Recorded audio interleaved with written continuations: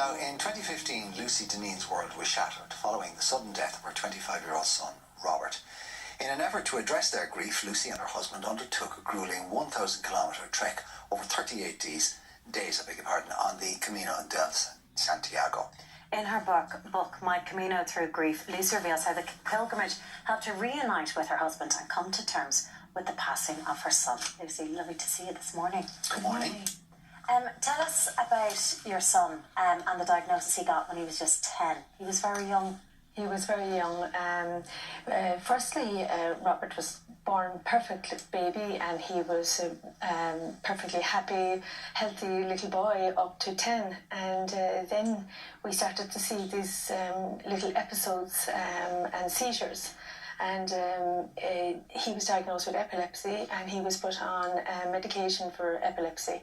After that, the medication was ineffective in controlling the seizures. So after further testing, it was concluded that they were psychogenic seizures, which suggested they were more psychological. But that didn't sit with us because outside of seizures, he was functioning very well.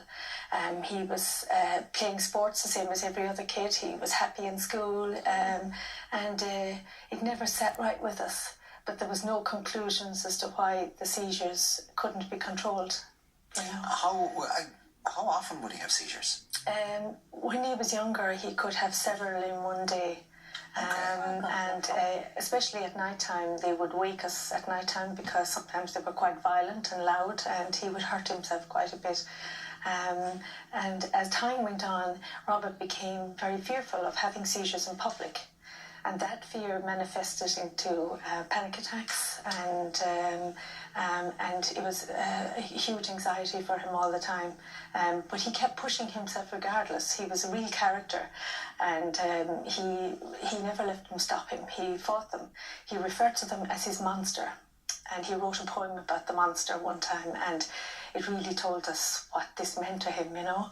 But he won, though, Lucy, didn't he? I mean, he beat it in the sense that he progressed through life. He went through school, he went to college, he got his degree. College, yes, absolutely. And at 25, he and you probably thought, well, do you know what? The world's at his feet. Absolutely. And he continued to have fun. And he was very popular. He had a huge amount of friends around him. And they were the people that held him, and very strongly. Really good-looking man, too, isn't he? Yeah. So you never thought this was going to rob him of his life? No, never, because we were always assured by the professionals that no harm would come to him, you know, and that we weren't enable them, you know, by jumping around him and protecting him, as you would want to do as a mother. So we kind of left him, you know, to his own devices and gave him his independence and encouraged him all the way. And when he had finished college and moved back home, I started to breathe again. I think, oh, finally, he's got through college. You know, this is great, you know, and I began to relax. And he had just graduated from college 6 months before he died. And he had started the interview process as well, which was very difficult for him because every time he was honest about his seizures, he didn't get called back. And that was a huge knockback for him because intellectually he had it. He loved business. He loved what he did in his course. And yet he wasn't progressing like the rest of his college mates, you know. I'm assuming that although that those are unpleasant bumps on the road, you had no worry or fear that that his health was in danger. No. So when it did happen, it came as a bolt out of the blue. It was. He completely catapulted us back to absolutely nothing. You know, we our whole world was taken from us, and we were completely different people. And I used to feel that I was standing outside the world, suddenly looking in at everybody else, you know, getting on with their lives and hearing the same stories. And I no longer felt part of that, you know. And you've described it as walking around with a gaping hole in your heart. A gaping wound, yes, absolutely, yeah. And it was the constant pain that drove us. I suppose you have only two choices, really. You lie down or you get back up and you fight to get back, you know. Get busy living or get busy dying. Absolutely, yeah, and yeah. Why did the Camino seem like an answer to you? Well, the Camino was a spiritual journey, and I had heard about it a long time ago, and it was something that I had in the back of my mind that I would do eventually when I'd retire or whatever. And I somehow felt it would heal us, you know. And because myself and Jared, we were together, but we weren't together. We became different people, and I feared that we wouldn't survive this because we were hearing from all the professionals, anyone we sought help from, they said, well, not many people survive the loss of a child. And that shocked me, and I thought, you know, why shouldn't we survive? You know, he was all I knew. You know, my daughter is also there, but she was travelling, and that was her way of coping, was to leave and travel. And Did you find yourself and Jared grieved in different ways? Did one of you Yes. want to talk? Did one want to stay silent? I couldn't talk to Jared because he was going through what I was going through, and he couldn't talk to me for the same reasons. So we went through this silent journey together, and it was safer not to talk about it. I know that we both visit the grave together and we both break down together, but outside of that we didn't really talk about it. Did you feel that if I mean, it's interesting, you obviously, you know him better than anybody else, and he you. Did you feel that if you voiced what was going on in your head that you would undermine him, and he the same with you? No, I saw how broken he was, and I didn't want to break him any more than he already was, you know. So, deciding to take time out, he was the one. He became redundant shortly after, and he was the one that decided we need to take time out here. We need to do something, and so I got 6 months leave from work, and we decided to take time out, and it felt really weird for me because I didn't care. I didn't really want to go anywhere, but I did it for him because he needed to do something, and so that decision was a good decision in the end because it took us away from that hell that we were living in, and it took us out of ourselves and forced us into a place where we could be mindful and therapeutic and not having to talk to people if we didn't want to, or travel together but not talking to each other either, you know. So You did it, but you did it in separate groups. we did it together, but Jared went into an internal journey very quickly. Much more. I was kind of open to whatever, but Jared put his head down and he started walking fast. It was a task to be completed. Exactly.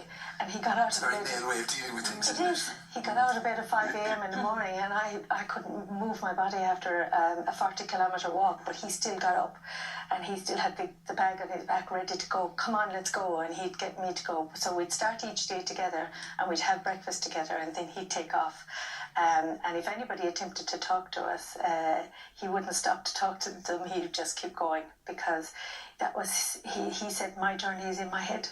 And how did you find the experience? Did you find it therapeutic? Were you sharing your story with others? Were they sharing with you? I never shared my story with others, but other people are very willing to share their story, and I could have listened all day. And it was great in a way because I found it therapeutic, realising that I wasn't alone in my pain. There was I heard some horrendous stories, but I also needed to be careful that I didn't take them on too much. So after a while, I began to walk on my own and avoid people as well, you know. And your daughter had given you a journal, and you decided to put That's your thoughts right. down there. Well, she asked me to write about my journey. So I initially started writing it for her. And then I realised that the whole art of writing and the whole idea of all the pain coming out of my head and spilling onto a page was a wonderful therapy. And it became my only therapy because I had tried counselling and I tried everything and nothing made me feel better. But suddenly the writing made me feel better. Wow. And I started writing like a mad woman. I couldn't stop. Every time we Even after the exhaustion of the day, you were still able to... Well, I couldn't walk anymore after the exhaustion of walking all day, so I was sitting. Yeah. So I had to start writing. And then when the walk concluded, tell us about that special moment in the Mass that was said. We walked first of all to Santiago, and there's St. James Cathedral there, and it's actually the Apostle St. James that's buried there.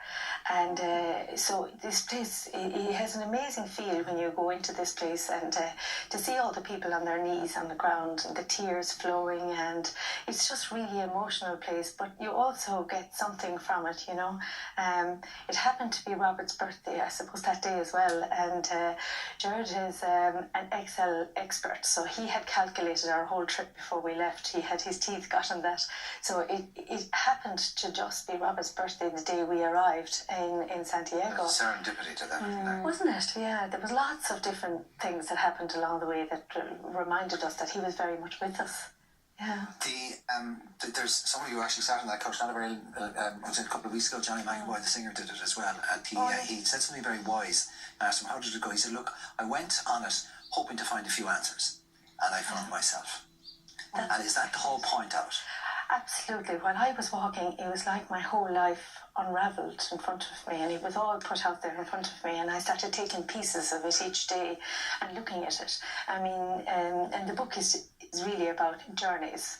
So it took all of the journeys that I have taken through my life, from my childhood to my to my marriage, to my me being as a parent, to me being as a parent, and that included Robert's journey, and it included Rachel's journey, my daughter Rachel's journey, and it made me look at every aspect of my life, and that is healing in itself, because you look back and you see the parts that you didn't like of yourself in the past, and you know, and you see the parts that you didn't do too bad in, and you know, and now I suppose I know life. I'm very clear about what I'm supposed to be doing now.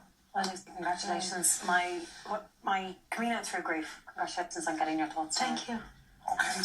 And can I just add where people can get the book? It's www.mycaminotruegrief.ie, and we're also launching it on Friday in Limerick in the South Court Hotel at 7:30 p.m. So everybody is welcome to that. Wish you all the very best of that. Thank you very much. Time for a break. We'll see you back here shortly.